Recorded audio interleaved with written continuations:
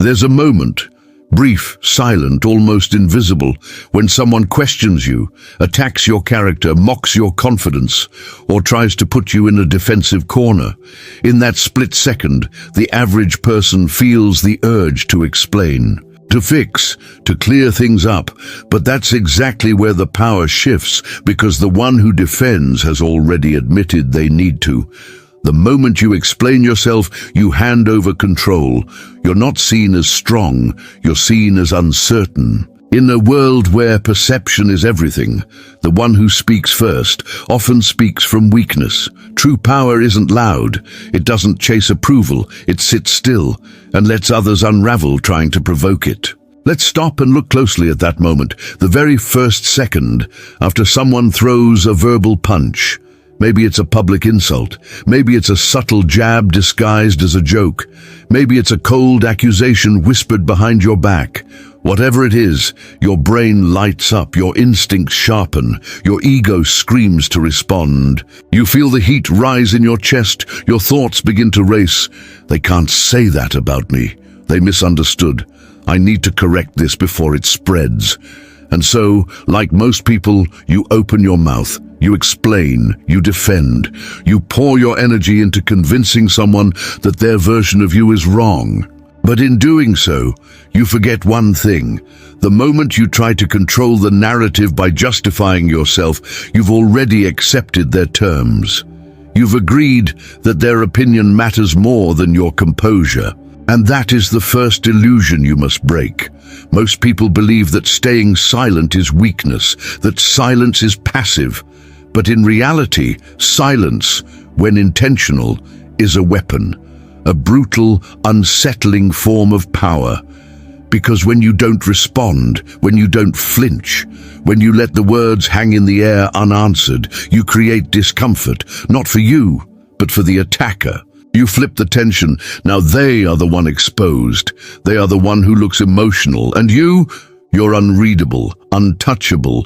You become something far more powerful than innocent. You become intimidating because people don't fear the person who defends themselves. They fear the one who doesn't need to. Imagine two men in a room. One is shouting, pointing fingers, accusing the other of being arrogant, selfish, dishonest. The other man, calm, still, unshaken, says nothing. His silence stretches. He doesn't twitch. He doesn't shift his weight. He just looks. And in that stillness, something strange begins to happen. The crowd watching starts to wonder, why isn't he responding? Does he know something we don't? Is he really in the wrong? Doubt begins to grow, not around the silent man, but around the one who is trying so hard to make a point. The more one explains, the more desperate he seems. The more the other says nothing, the more powerful he appears. That's how you flip the script. Not with noise, but with presence. Because here's the truth, power is rarely in words. It's in energy, in how you carry yourself, in what you withhold. Anyone can speak, anyone can argue. But to stay composed, to say nothing when your name is dragged through the mud, when your character is questioned, that takes discipline, that takes intention. And the one who remains still in chaos forces the room to fill in the silence. And they don't fill it with your weakness. They fill it with their assumptions. And assumptions made in silence tend to lean towards strength, not weakness. That's the paradox. The less you say, the more dangerous you seem. A man who doesn't defend himself is not just silent, he is strategic. He understands that power isn't about proving you're right. It's about never giving anyone the authority to question whether you are. And that begins in that first moment. The one that most people waste trying to explain, trying to fix, trying to be liked. But not you, not anymore. Because when you choose stillness over reaction, silence over defense, mystery over clarity, you step out of the game entirely, and the moment you stop playing is the moment you win. When someone calls you arrogant, cold, fake, or manipulative, your instinct might scream to correct them, but correction is reaction. Reaction is exposure, and exposure is weakness. Those who hold power don't clarify. They command. They don't argue. They observe. Because the one who controls the room isn't the one who talks the most. It's the one whose silence changes the temperature. You want to control perception? Then never explain from a place of emotion. Let the weight of the accusation hang in the air. Let your calm presence turn the mirror back on them. The attacker expects noise. Give them nothing. That silence, it will echo louder than any defense ever could. Let's break this down even further. The moment someone throws a label at you, you're manipulative, you're selfish, you don't care. They're not really seeking the truth, they're seeking your reaction, because your reaction tells them where your weak points are. If you flinch, they know they hit something. If you rush to explain, they know you feel exposed. And once they see that, they don't see a person in control. They see someone who's bleeding in the water. You might think that justifying yourself will clear things up, that people will see your good intentions, but they won't. Because your explanation doesn't clean the wound. It shows the world that it exists. Now imagine doing the opposite. Someone accuses you in front of others. The room gets quiet, all eyes turn to you, but instead of panic, you offer a long pause, a slight breath, no rush, no emotion, maybe even a glance, sharp and composed. And if you say anything at all, it's something like, "Is that how you see it?" That phrase, quiet, neutral, and detached, carries more weight than a 5-minute monologue, because it flips the frame. It puts the pressure back on them. Suddenly they have to explain why they see it that way. Suddenly they are on trial. And you're just watching, calm, grounded, confident. This is where most people get it wrong. They think silence is empty, that if they don't speak up they'll look guilty. But real power doesn't rush to appear innocent. Real power doesn't care how it's perceived in the moment. It trusts its presence to speak louder than words ever could. And that presence is felt strongest when you choose stillness over struggle. The attacker begins to wonder, why isn't he saying anything? Is he hiding something? Or is he simply not afraid? That internal doubt begins to chip away at their confidence. Their voice starts to tremble, their logic unravels, and the crowd watches your calm and feels it, that quiet, chilling confidence. That's not weakness, that's dominance in its purest form. So every time someone tries to provoke you, remember, your silence is not passive, it is not retreat, it is strategy. You're not ignoring them because you're weak. You're ignoring them because you don't recognize their authority. And that alone sends a louder message than anything you could ever say out loud, because the one who refuses to defend himself isn't avoiding the fight. He's already above it. And that is the most unsettling power of all. You see, strong reputations aren't built on being liked. They're built on being unreadable. When you say nothing, people begin to fill in the blanks, and they often fill them with strength, danger, mystique. You become the storm they can't predict. Think about it. The most feared people in any room aren't the loudest. They're the stillest. The ones who don't flinch when challenged. The ones who let accusations die in mid-air because they know the real fight isn't verbal. It's psychological. The one who can stand in the middle of the chaos and remain unmoved becomes untouchable, not because of what they said, but because of what they chose not to say. Let's go deeper. Human beings are storytellers by nature.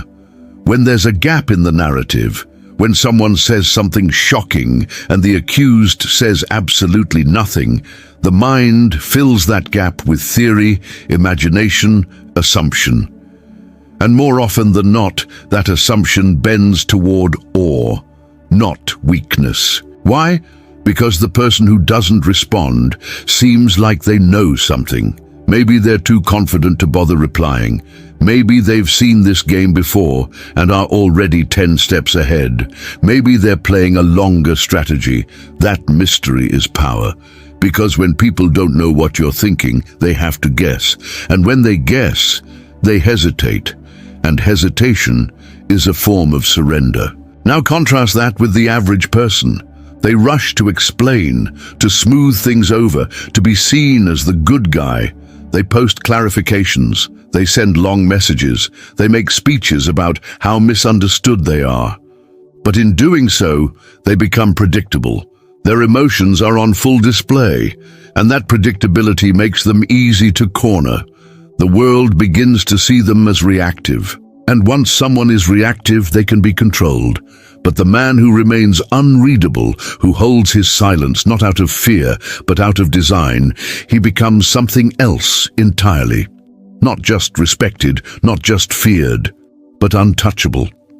And let's not confuse this with being emotionless. No, the most dangerous men feel deeply, but they control what they reveal. Silence doesn't mean numbness. It means intention. You can be burning with fury inside and still show nothing. You can be planning 10 moves ahead and let them think you're standing still. That's the difference between power and noise. One shakes the ground, the other just fills the air.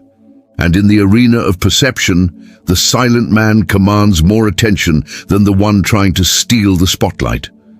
Because silence, when held with presence, makes people look closer, listen harder, and fear more deeply. So the next time you're in a situation where you're expected to explain yourself, ask this: what do I gain by speaking right now?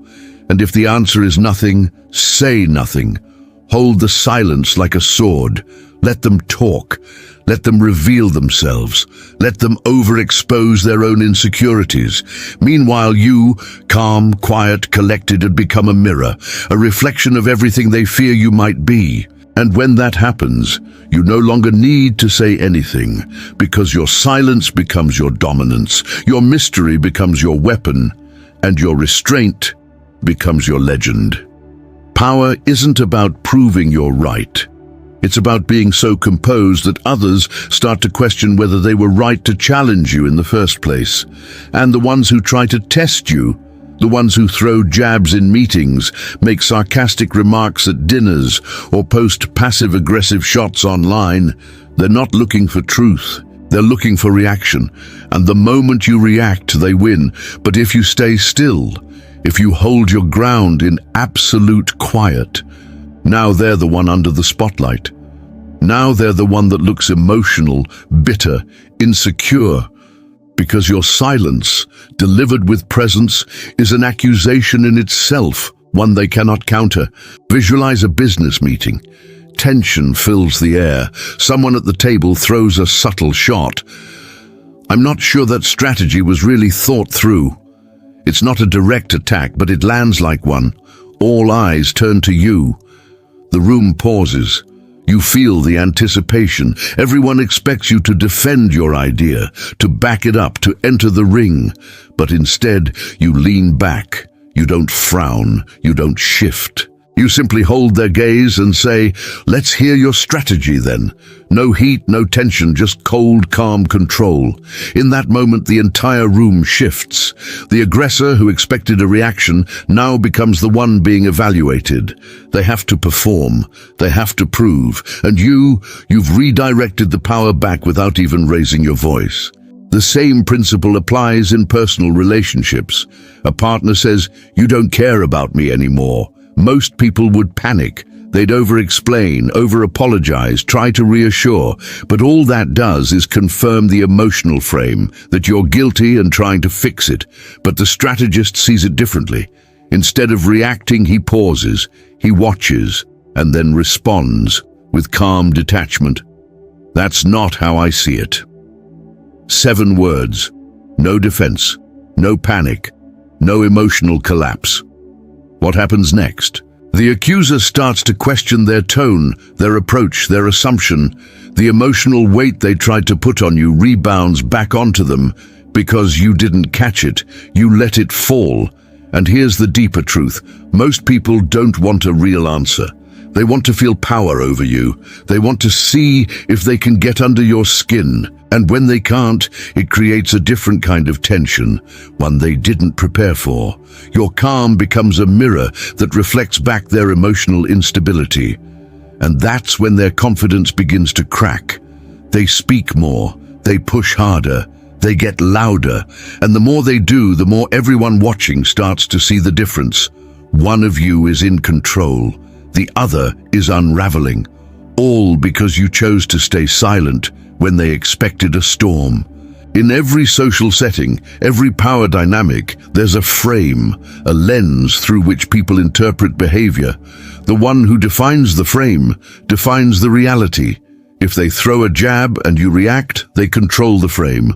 But if you hold still, if your reaction is colder than their insult, you take that frame and twist it. Now they look emotional. Now they look petty. Now they look like the one desperate to be seen. And you? You look like someone who doesn't flinch. Because your power doesn't come from being understood. It comes from being untouchable. There are 3 tools the strategist uses instead of defense: silence, inversion, and redirection. Silence exposes desperation. Inversion reframes the attack. Strange how confidence always bothers the insecure. Redirection puts the pressure back, if that's how you see it. None of these moves ask for validation. They don't try to look good. They don't chase clarity. They dominate perception. Because in the game of influence, it's not the truth that wins. It's the one who stays calm while others fall apart. You don't prove your value. You force others to question theirs. Let's break these tools down one by one. Silence is the default weapon, cold, controlled, and piercing. When someone attacks and you say nothing, your silence becomes a void they can't fill. They wait for your reaction. They prepare for the argument. But when it never comes, their energy collapses in on itself. They feel alone, exposed, and the longer the silence stretches, the more unstable they appear.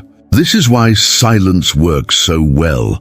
Not because it hides weakness, but because it forces the other to face their own emotional imbalance. And in public settings, silence becomes theater. Everyone watches. Everyone senses the tension. And everyone silently gives their respect to the one who doesn't need to speak to be felt. Now consider inversion. The most elegant tool in psychological warfare. Someone throws an accusation, you're manipulative. Instead of denying it or fighting back, you respond, that's something people say when they can't influence me. Boom, you didn't defend, you didn't flinch. You turned their insult into a confession of their own frustration. Or they say, you act like you're better than everyone. And you say, no, I just don't think like everyone. You haven't just neutralized the attack. You've reversed it. And now they're on the defensive, scrambling to reclaim the ground they just lost. Inversion doesn't just protect your image, it elevates it. It shows you see through the game and know how to rewrite its rules. And finally, there's redirection, the shift in focus. Someone tries to drag you into a confrontation, hoping to see you explain yourself. But instead, you shine the spotlight on them. Interesting perspective. What would you have done differently? Or tell me more about why that bothered you. Now, instead of standing trial, you become the judge. You control the tempo. You control the emotional energy. They're forced to keep talking while you remain still, analyzing, observing, untouchable. And in that dynamic, it's clear who's in control. Redirection turns pressure into spotlight, but not on you, on them. Each of these tools, silence, inversion, redirection, shares one purpose: to shift the frame, to take you out of the position of defense and place you firmly in the seat of power, not by raising your voice, not by proving you're right, but by demonstrating with calm precision that you are above the need to explain, that your value isn't something that can be argued, that your identity doesn't belong to the crowd, it belongs to you. And once you master these tools, people begin to behave differently around you. They speak more carefully. They measure their words because they don't fear your argument. They fear your silence. So the next time you're in a situation where you're expected to explain yourself, ask this: what do I gain by speaking right now? And if the answer is nothing, say nothing. Hold the silence like a sword. Let them talk. Let them reveal themselves. Let them overexpose their own insecurities. Meanwhile, you, calm, quiet, collected, become a mirror, a reflection of everything they fear you might be. And when that happens, you no longer need to say anything, because your silence becomes your dominance, your mystery becomes your weapon, and your restraint becomes your legend. This is the final evolution of power, where even your absence speaks, where people feel your presence in the room, not because you demand it, but because your energy shifts the dynamic without a word. You no longer live in defense, you live in definition.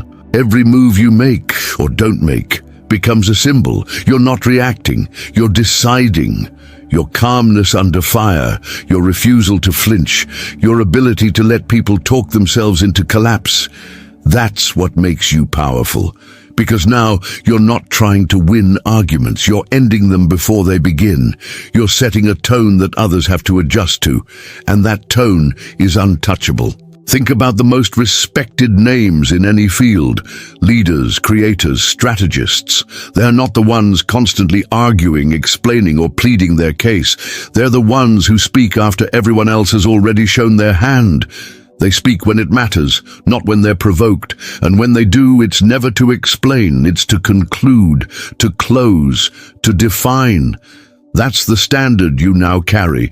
You don't rush to defend your character. You live in a way that makes others question theirs. You don't fight for reputation. You become a presence so composed that no accusation can find footing. Eventually, even your enemies begin to pull back. Not because you crush them in debate, but because they realize they can't reach you, they can't bait you, they can't define you, and the more they try, the smaller they look. You are no longer a participant in their drama. You've become a shadow, untouchable, unreadable, unbreakable. That's not just strategy. That's aura. And aura is what makes the difference between someone who is respected and someone who is followed. Because when you become unreadable, when you become unpredictable, when you are misunderstood by design, you control the narrative without ever opening your mouth. So from this point forward, speak only when it moves something, when it shifts power, when it closes the door. Every word is a move, every silence is a weapon, every response is a decision. You're no longer defending. You're defining. You're no longer reacting. You're commanding. And when you reach that level, the room stops spinning, the noise fades, and all that remains is your presence, steady, cold, and impossible to touch.